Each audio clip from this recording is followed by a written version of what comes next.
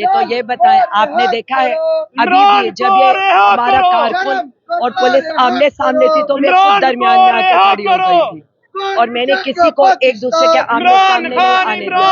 इतनी सारी फसायत के बावजूद भी आप सब लोग इस बात के गवाह हैं कि हमने पुरअमन रहकर ये इलेक्शन भी लड़ा है और अल्हम्दुलिल्लाह ये इलेक्शन जीता भी।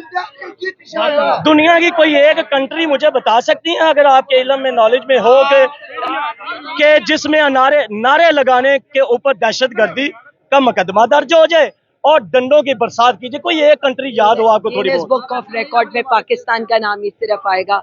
इस सिलसिले में अपने पाकिस्तानियों को दहशतगर्द डिक्लेयर करने में, अपने पाकिस्तानियों पर डंडे और पुलिस बरसाने में और अपने कारकुनों के साथ ये हाल करने में। जो कुछ आपके साथ हुआ है, अब दिल चाहता है आपका कि जमहूरियत हो या बादशाहत ही आ जाए? देखिए, जमहूरियत तो है ही नहीं, बादशाहत है। उसके बावजूद आप हमारा हौसला देखें, हम फिर भी इस अरसे में भी खड़े हैं ना। मैं एक बात बता दूं, तारीख हमेशा बहादुरों को याद रखती है, बुज़दिलों को याद नहीं रखती।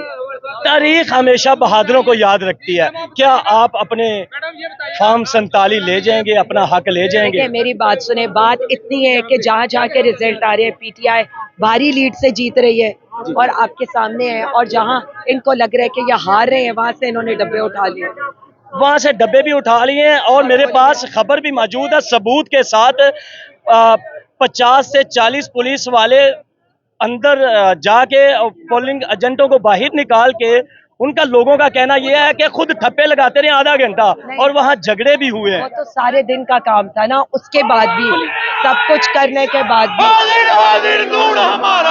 सब कुछ करने के बाद भी अब भी पुलिस वाले जा सकते हैं पोलिंग बूथ के अंदर? पुलिस वाले जा सकते हैं? इस मुल्क में आइन और कानून तो है नहीं। जब आइन और कानून नहीं है तो यही गुंडागर्दी होनी है। जी, तराजू तोल के देखो, ये देखिएगा जी, के हक को हम साइड पे खड़े हैं कारकुनान, बिल्कुल साइड के किनारे पे सारी सड़क पुलिस ने घेरी हुई है। फिर भी कारकुनान को आते हैं, 2-4 डंडे मारते हैं, फिर पीछे चले जाते हैं। क्या स्टेट क्या करती है और मजलूम जो होता है वो क्या करता है? यार हवा थोड़ी से आने देंगे, खुले कर देंगे खुला भाई साहब। क्या हाल कर दिया इनका, हमने ये करना पड़ गया। पीटीआई के कारकुनान और पीटीआई की लीडरशिप सड़क के किनारे पुरअमन होके लगे। ये दिखाइएगा, कैमरामैन दिखाइएगा, ये देखिएगा ये क्या है। नाज़रीन किराम,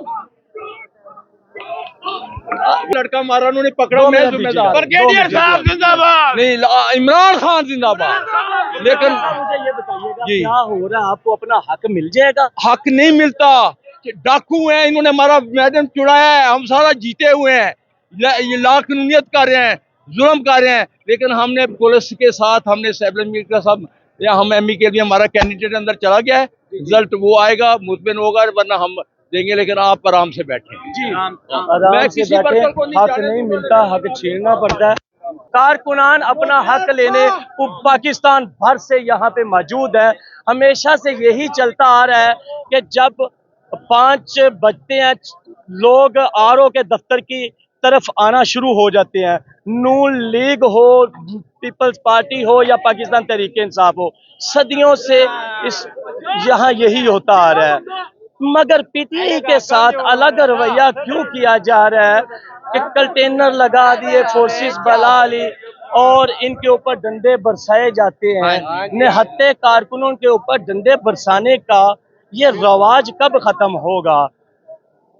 भाई साहब मुझे ये बताइएगा, निहत्ते कारकुनों के ऊपर डंडे बरसाने का रवाज कब खत्म होगा?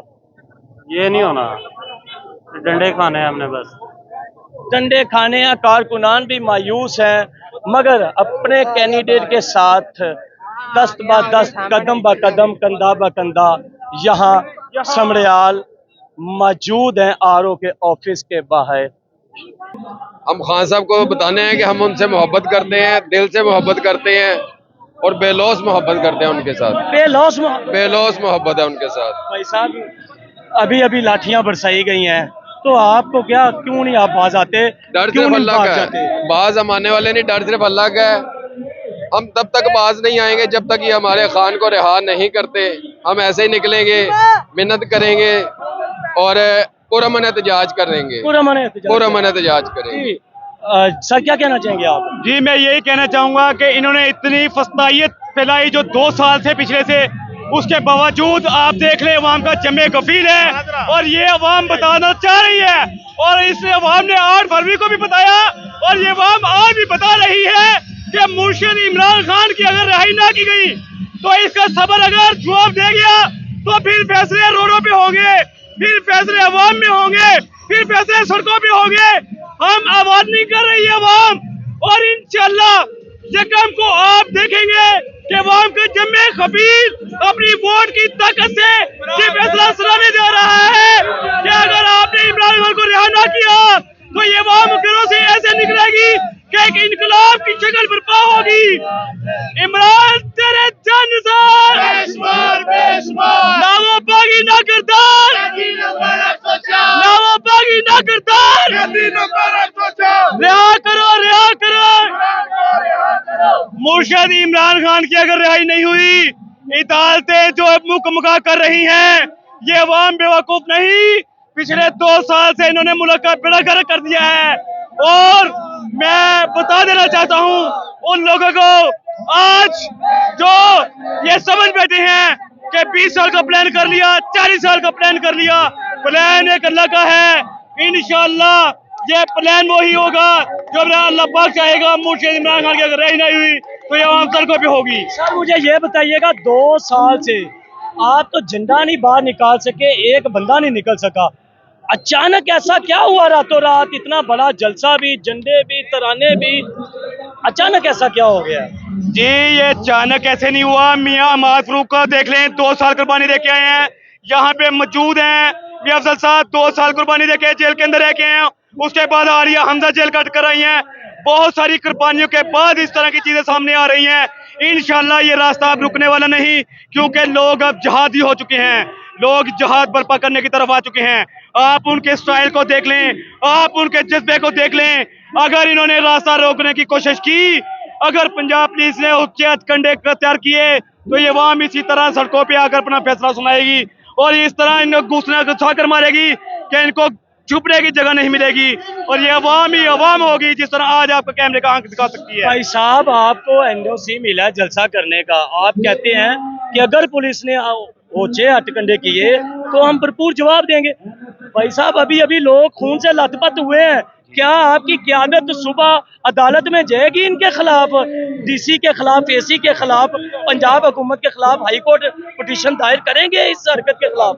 जी इंशाल्लाह हमारी वकला की टीम बनी हुई है और वो वकला की टीम इंशाल्लाह पिटीशन भी दायर करेगी और इसके खिलाफ कार्रवाई भी होगी और भरपूर एहतजाज भी करेगी और इन सब चीजों का जवाब यकम को देने जा रही है। बरोज इतवार वोट की ताकत से बताने जा रही है कि ये जिस तरह भी ताकत का इस्तेमाल करते हैं, लोगों का खून लहूलुहान करते हैं, वर्कर और कारकुन के साथ सोटी का बर्ताव करते हैं, डंडे का बर्ताव करते हैं, जुल्म और बर्बियत करते हैं, उसके मुकाबले में लोग फिर भी अपना फैसला नहीं बदलते। लोग हक सच पर डट गए हैं, मुर्शिद इमरान खान के साथ खड़े हो गए हैं। अब ये रुकने वाली तहरीक है। जी जुल्म का बदला, जुल्म का बदला, जुल्म का बदला।